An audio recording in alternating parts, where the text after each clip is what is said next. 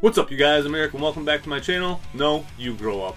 Today's video, we're going to be diving back into my Playmates series, and if you haven't seen the other 3 videos in that series, I'll put the link down below. You can go ahead and check those out before, after, whenever you want to. It doesn't really matter. But this video is going to cover the 1991 Mainline figures. So I planned on, or originally intended on doing the 1990 and the 1991 figures together, but I talked so long about the 90 figures that I just decided to make them both their own videos, and I'm glad I did that because I talked just as long about the 1991 figures. Yeah, I don't really have a whole lot else to cover before we get into this one, so let's just get rolling. In my video about the 88 and the 89 figures, I stated that I thought that those two waves were very cohesive with each other. I feel the same exact way about the 1990 and the 1991 waves as well, maybe even more so.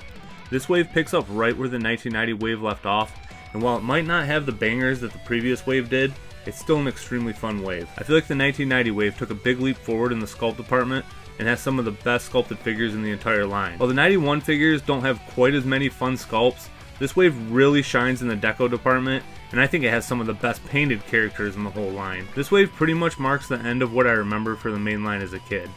I was still into the line pretty hard in 91 and 92, and even into 93, but I was pretty much just getting variants of the Turtles for my birthdays and Christmases and stuff like that. By this time, Pat had started going to school all day, and he became a latchkey kid with Cliff after school, so going forward, it was pretty much just me and my Turtles. The only figure out of this wave that Pat and Cliff had was Chrome Dome, and I loved this figure as a kid.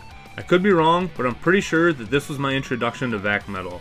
This is one of those few figures that were pre-posed after the original waves, and to be honest, I think he's worse than Shredder is. He's a pain in the ass to stand. There's a couple other figures in this wave that have some unique features as well. This wave definitely tried to do some new things with articulation points, giving us things other than the 5 POA and the forearm swivels we were used to. Tattoo is the only other figure that I'm aware of other than Ace Duck that has these ball joint shoulders. I'm very interested to know why they only tried this with 2 figures and why they chose the 2 figures they did. My Tattoo is clearly missing all of his stickers, which is kind of the main gimmick of this figure, and I mean, he's named Tattoo after all. He's another figure along with Mondo that I'd like to get new and packaged just so I can open up and put the stickers on myself. Walkabout is the only figure in the main line, possibly the whole line, that has knee joints, and I'm pretty sure his hip design is unique to him as well. His hip design is more like the shoulder joints, where it can only pivot around one point and doesn't have the freedom to move in all directions like most of characters' hip joints do. He's one of those figures that I never saw as a kid, but I've definitely become a fan of him as an adult. Walkabout is a great example of how the deco can make more simple designs stand out a lot more. He has a ton of different colors that all come together very well, and they pop really good off his orange body. Every figure in the line could use a bit more paint, but Walkabout's actually pretty good. He's actually probably one of the best covered characters in the whole line as far as having all the sculpted details actually painted the way they should be. Zack is the only Neutrino that we got in the main line, and I'm pretty sure his Toon version is just a repaint of this version as well. This is a figure that seems like he should be a lot more boring than he is, but again, because of his deco, I think he's one of the more fun characters in the wave. The electric blue and yellow are a sweet combo, and the purple for his hair and glasses and gun just pops so hard off his outfit. Zack's action figure looks way cooler than the cartoon version does for sure. I don't know why, but I feel like Sergeant Bananas feels like he would fit better in with the 1992 wave. He just reminds me more of Monty Moose or King Lionheart than any of the characters in this wave. His sculpt is pretty simple, but again, super fun deco. The yellow and green are super bright, and he's another figure who I'm pretty sure almost every single sculpted detail is painted on him. This wave gave us not one, but 2 iconic duos. First up, we'll talk about Toca and Razar. Now, these were 2 figures that I do remember coming out, and until my adult years, I would have sworn that they were in the Movie Star line, but they're definitely mainline figures.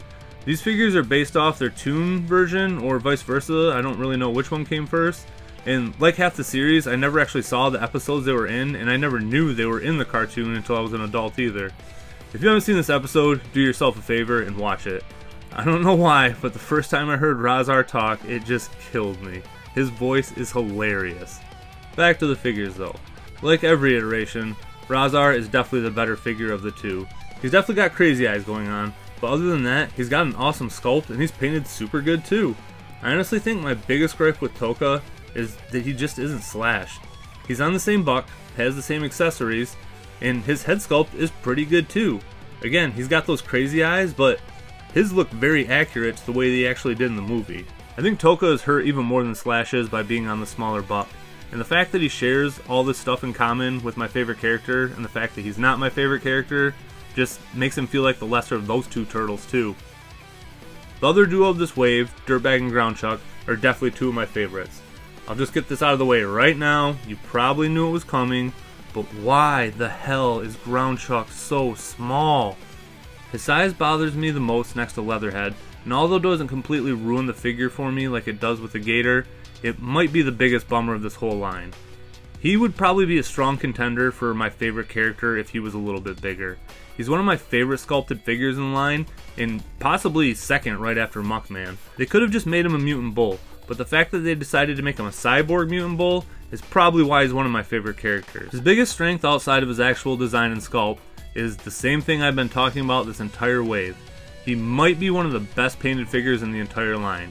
He has 9 different colors, and he's cast in red, so he's 10 different colors altogether, and somehow they pretty much all work. An interesting note for this figure, and one that I forgot to talk about with Zach, is that they both have waist swivels, and I'm not sure if I missed it, but they might be the only 2 figures in the line that have this. Dirtbag is definitely much more of a simple figure, but they nailed it for sure. He definitely has one of the more tame color palettes, especially for this wave. His colors are all pretty dark except for the red on his helmet, so I'm glad they gave him these bright magenta accessories. Worm is by far the most fun character in this wave, and possibly the most fun of the whole main line. Like I stated with Zach, I just love electric blue, and hitting him with a lime green makes this figure so bright and fun. I stated in my last video that Scumbug was my favorite head sculpt, and Worm is probably a close second. Like Scumbug, he also has an articulated jaw, but he takes things one step further. He has this feature that's kind of like a Ghostbusters feature, where if you pull up on his hair, his eyeballs bulge out, and I'm not a huge fan of it, but I do appreciate the extra effort. I'm definitely a fan of the asymmetrical lower bodies where one foot is a little bit more mutated than the other, and he probably has my favorite version of this out of any figure, where one of his legs is just a worm tail and doesn't even have any foot on it whatsoever. Even though I praise his color scheme, he's probably the worst sufferer of not having enough deco out of this whole wave. He has a lot of cool sculpting designs that are just glossed over with his base colors, and it's kind of a bummer. The last mainline figure I'm going to talk about is probably the most underrated figure possibly in the mainline, and it's Space Usagi. So for those of you that don't know, this isn't just Miyamoto Usagi dressed up in a space outfit with a cyborg eye. Stan Sakai also created a mini-series called Space Usagi that features a descendant of the Usagi that most of us know. I really appreciate the return to soft goods for his cape, which we haven't seen since Wave 1. Again, I'm a sucker for that electric blue and neon green together, and throw in that purple and gold, and this is probably my favorite color scheme out of any figure in the entire line. His chest armor has a lot of great details in it, even though most of it's hidden in the back by his cape. This figure does an amazing job of differentiating himself from the original one, and I just don't know why I don't see him get talked about more or shouted out by people in like the Super 7 chats for hopes and wants for new figures. Regardless how anyone feels about him, I think this figure is dope. Since I only have one lonely figure from the 1992 mainline, this is where I'll end my discussion on the mainline figures, as I want to just stick to talking about figures that I actually own. These first 4 waves contain some of the most iconic characters of my childhood, and collecting all 44 of these figures was my first goal when I got back into action figure collecting. I plan to start picking off Wave 5 figures in the not too distant future, but my current focus for this line is just picking up all the subline characters and all the turtle variations, and in my next video, that's what we're going to talk about next. Alright you guys, so that's going to wrap things up for this one. Like I said, in my next video, I'm going to get into the sublines and some of my favorite characters for those. And for that one, I am going to talk about some characters that I don't have, because I'll just talk about some of the characters that I'm focused on getting here in the next year. So, but yeah, thank you to all my subscribers. Thank you to all the new subscribers. Welcome to the channel. Yeah, thank you guys for watching my videos, commenting, liking. It's just awesome. I'm having a great time doing this, and again, a lot of it is because of you guys. If nobody was watching this stuff or talking to me, it probably wouldn't be as much fun. So yeah, that's all I really got for this one. So take it easy, be safe, and I'll catch you guys later. Peace.